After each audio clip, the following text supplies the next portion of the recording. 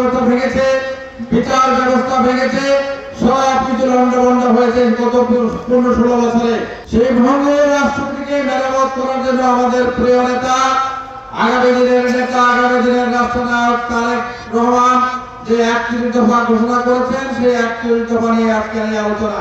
প্রশাসন থেকে শুরু করে বিচার ব্যবস্থা, অর্থনীতি থেকে শুরু করে বাংলাদেশের সমস্ত প্রতিষ্ঠান, নির্বাচনকালীন যে নির্বাচনী যে ব্যবস্থা, নির্বাচন কমিশনকেও তারা ধ্বংস করে বাংলাদেশকে একটি বন্ধু রাষ্ট্রে পরিণত করে তারা গায়ের জোরে বাংলাদেশে 16 বছর রাষ্ট্রীয় ক্ষমতায় ছিলেন।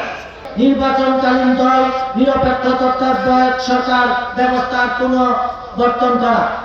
এছাড়াও রয়েছে প্রধানমন্ত্রীর দায়িত্ব পালনের সময়সীমা সর্বসীমা 2 বারের বেশি নয়। এছাড়াও রয়েছে আইনসভা, মন্ত্রিসভা, রাষ্ট্রপতি, প্রধানমন্ত্রী ও বিচার বিভাগের মাঝে ক্ষমতার ভারসাম্য প্রতিষ্ঠা।